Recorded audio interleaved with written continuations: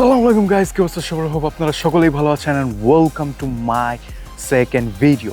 So আজকে হচ্ছে আমাদের ডে 2 লাঙ্কাউইতে, আর আজকে আমি যাচ্ছি হোপিং আইল্যান্ডে। I think island hoping. So যেটাই হোক, বোটটা হচ্ছে 2টা বাজে আর এখন বাজতেছে 1:50। সো 2টা বাজে গাড়ি আসার কথা আমাকে পিক করার জন্য। সো আমি একদম রেডি হয়ে এই যে আমার হোটেলের একদম নিচে এসে বসছি, আর এই পাশে আপনারা পিছিয়ে দেখতে পারতেছেন পাহাড়। সো আজকে যাব আইল্যান্ড হোপিংয়ে অ্যান্ড দেখবো সেখানে কি আছে। এই যে আমাদের ভ্যান এসে পড়ছে। সো এই ভ্যান দিয়ে আমরা যাব। Can I sit front? So উঠে গেলাম। সো গাইজ, এই হচ্ছে লাঙ্কাউইর রোড। হোটেলের পিছনের রোডটাই বেসিক্যালি। এই হচ্ছে পাহাড়। ভালো প্লেসটা, ন্যাচারাল প্লেস। যারা ন্যাচারাল প্লেস লাইক করে আমার মতো, তারা অবশ্যই আসতে পারেন এখানে। সো আমরা এসে পড়ছি। এখন আমি গাড়ি থেকে নামলাম। এই যে এখানে সব বোট। সো এখন আমি আমার ব্যাগটা নিয়ে নিব। Which boat? ও, ফার্স্ট ওয়ান। সো আমার বোট হচ্ছে এই ফার্স্টেরটা। তো এখন আমি হচ্ছে বোর্ডে যাবার, এদিকে কি জানি একটি স্টিকার লাগায় রাখছে। দেখা যাক যে কেমন হয় আমাদের আজকের এই আইল্যান্ড হোপিংয়ের ট্যুরটা। আই হোপ ভালো হবে। সো এই যে আমাদের বোট। সো এই যে সিঁড়ি দিয়ে দিল, এখন এটা দিয়ে আমি উপরে উঠবো। সো উঠে গেলাম উপরে। হ্যালো। সো গাইজ, আমরা বোটে উঠে গেলাম, আর এই হচ্ছে আশেপাশের ভিউ। গাইজ, এই বোট রাইডটা অনেক অ্যামেজিং। সমুদ্রের মধ্যে এইভাবে লাফাইতে লাফাইতে যাচ্ছে বোটটা স্পিডে। সো খুবই খুবই খুবই মজা লাগতেছে। অ্যান্ড এখানে কেউ ভয় পাচ্ছে না, বাট আমাদের বেশি মানুষ হইলে সবাই ভয় পাইতো। ওইখানে আরও বোট আছে দূরে। সো আমরা এখান দিয়ে যাচ্ছি, আর আমরা যত সামনে আগাচ্ছি পানির কালার কিন্তু চেঞ্জ হয়ে যাচ্ছে গাইজ। পানির কালার নীল কালার হয়ে যাচ্ছে, আপনারা দেখতে পাচ্ছেন।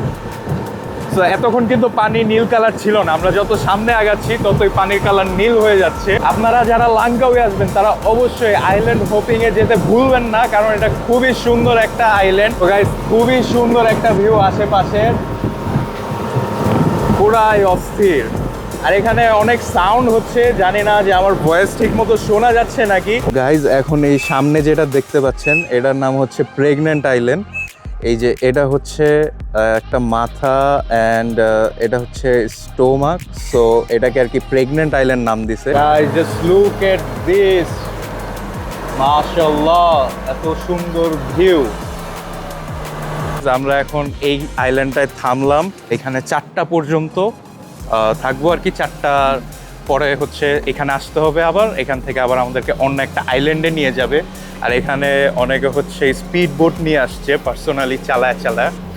সো গাইজ, জাস্ট সি দি ভিউ। খুবই খুবই খুবই সুন্দর, মাশাআল্লাহ। তো আমরা এখন একটু সামনের দিকে এসে পড়ছি।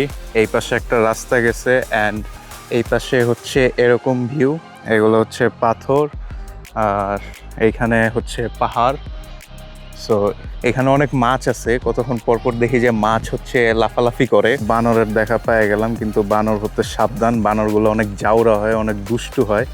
তো এখানে লেখা দায়াং বান্তিং মার্বেল জিও ফরেস্ট পার্ক। ও আচ্ছা, এটা একটা ফরেস্ট পার্ক, অ্যান্ড এটা হচ্ছে কেদা এই জায়গার নাম। সো এই ফরেস্ট পার্কটার ভিউ হচ্ছে অনেকটা এরকম। এখানে কিছু খাবারের ক্যাফেস আছে। সো এখানে চাইলে আপনারা খাওয়া দাওয়া করতে পারবেন। তো আমরা একটা নারকেলের জুস কিনে নিলাম। সো এদের কাটার স্টাইলটা ডিফারেন্ট। How much?